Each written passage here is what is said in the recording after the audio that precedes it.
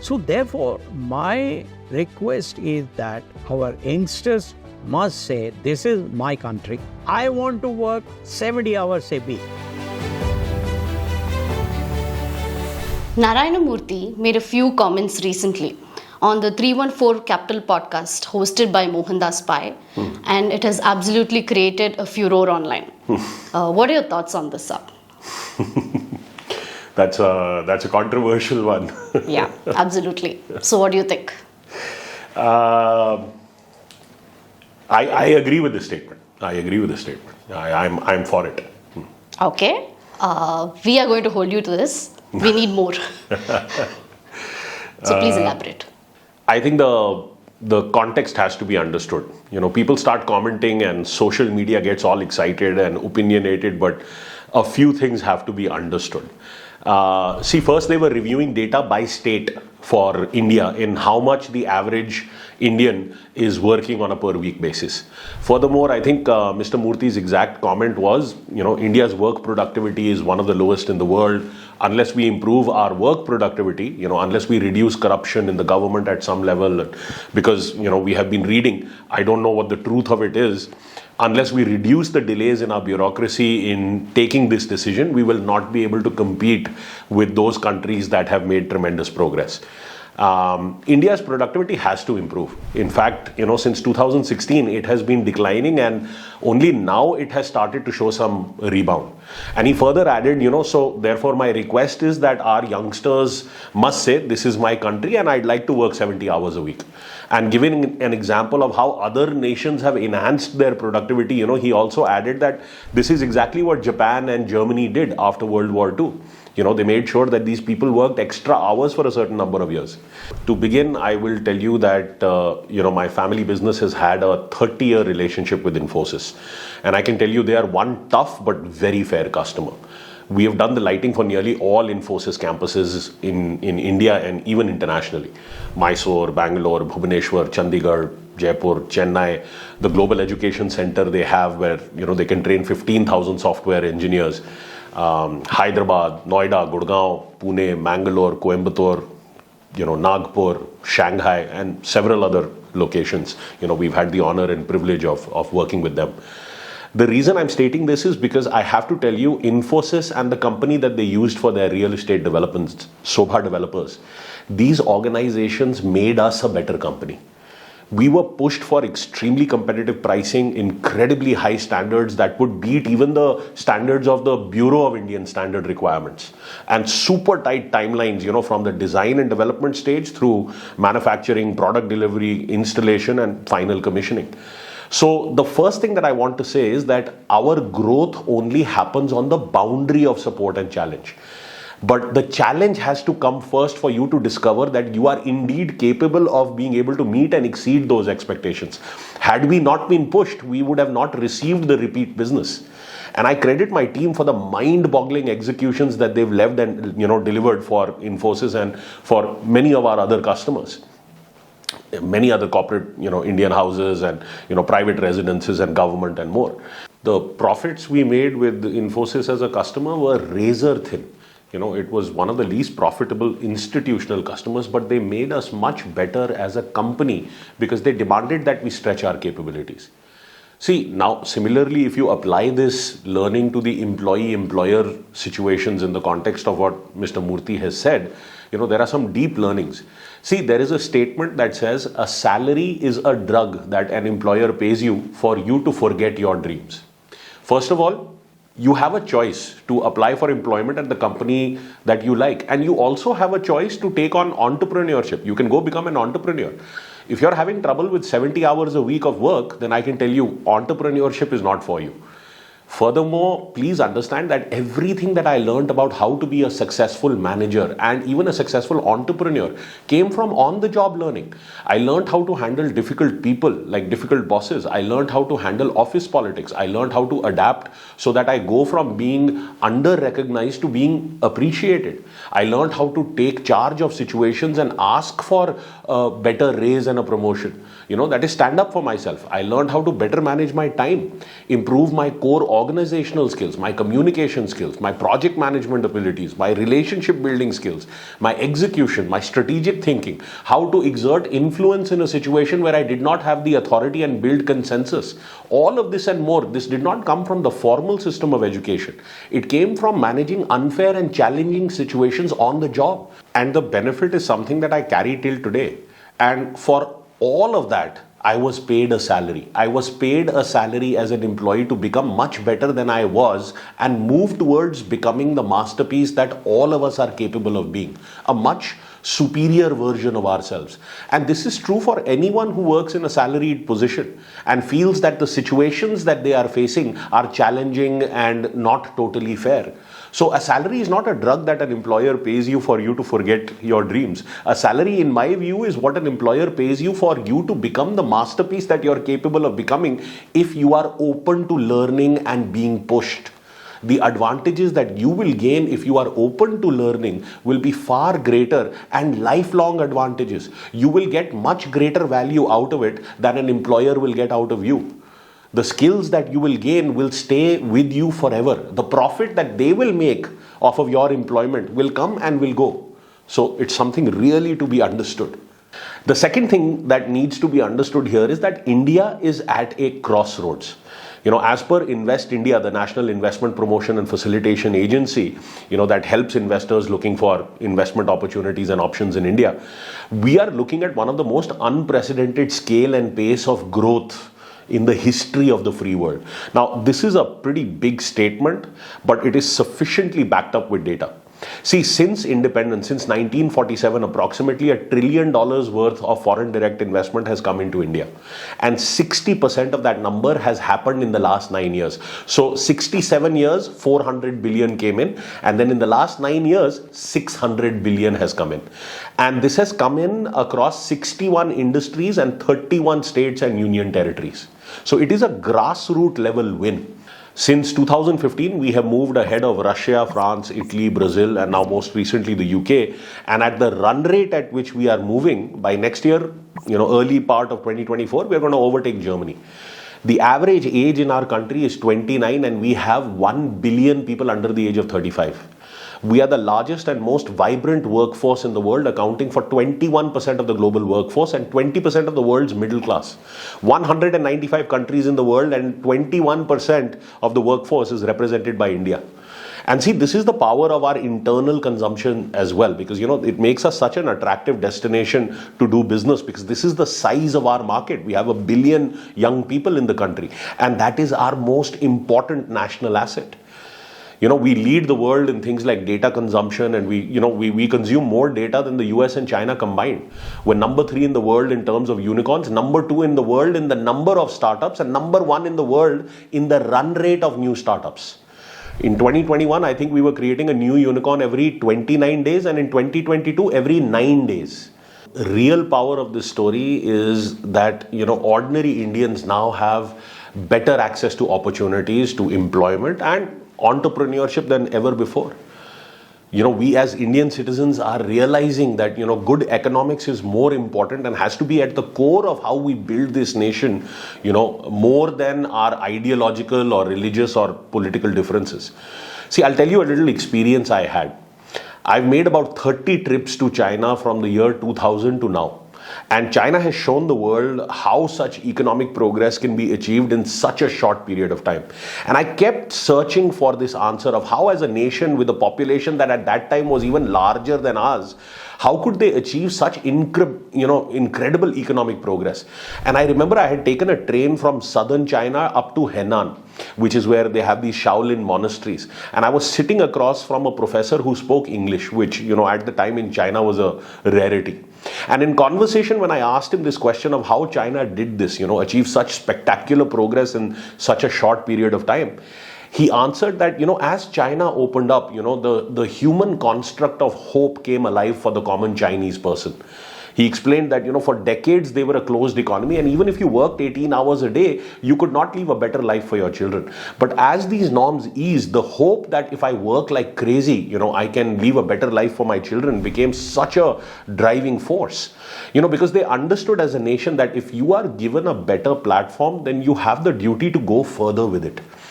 And the real funny thing was that, this trip was to go and see these Shaolin monasteries near Changzhou. This is the birthplace of Chan Buddhism, where they train all of these Shaolin monks on, the Shaolin form of Kung Fu. And as a child, I'd seen these movies and I was very fascinated with that discipline that is shown in the films. And over that visit, I saw that the discipline was not just for the movies, it was real. I saw a 7-year-old boy training to be a monk who had been suspended upside down from a tree in a contorted position, that he had to hold for hours. I mean, tears were flowing down this child's face and, his expression was one of pain. And this was going on for hours. And I saw children as young as 5, 7, 9, 12, and then, late teenagers, people in their early 20s who were training at the highest levels of this ideology. How fit they were, how emotionally strong they were, how spiritually centered this discipline had made them. And discipline is the distance between where they are and where they wanted to be. And, they as a country understood that. The road to that kind of progress is paved with hard work and blood, sweat and tears. I sincerely believe that in the next 20 to 30 years, we have a true opportunity to become the number one economy in the world. Both China and Japan and the United States, these are the three countries in front of us. And China and Japan both are going through population crises and facing a gravely declining birth rate. Also, 50% plus of China's provinces are in debt to their central government. Many big, sectors like real estate, manufacturing, they're all on the decline in China. China also grew at the cost of the world. They would help governments fund infrastructure and development through loans, and then when the governments faltered on the repayment, they start to slowly take control. We've seen this happen in Pakistan, Sri Lanka, Kenya, Ethiopia, Maldives, so many places where China has, entered and entered as a friend, but landed up having such a relationship. In contrast, I can tell you, India is growing by taking the world along with it. India exported 17 crore plus vaccines to more than 96 countries for COVID. We sent 7.7 tons of humanitarian aid to Ukraine. We give money and wheat as aid to Afghanistan. We are the first responders to earthquakes that hit Turkey and Syria. And with the year that we have just spent leading the G20 nations, we've lived the spirit of Vasudev Kutumbakam, one world, one family. But to achieve the distinction of becoming the leading global economy of the world, we have to make amazing decisions for a long period of time. These amazing decisions have to be taken economically, socially, politically, and most of all at a personal level. See, if you compare India's per capita GDP, which is around $2,200, with China's per capita GDP, which is around $12,500, China is 5.5 times greater. That means the average Chinese person is 5.5 times richer than the average Indian person. They make 5.5 times more money per year. It is to cover this gap that we truly need to understand what Mr. Murthy is saying. Because without the hard work and the long hours, and it's not just the quantity of the hours, it's also making those hours count. Without putting in that effort, it will be impossible to get there. Every business, every entrepreneur is going to need hundreds, if not thousands of driven and energetic employees. And we are the world's talent factory.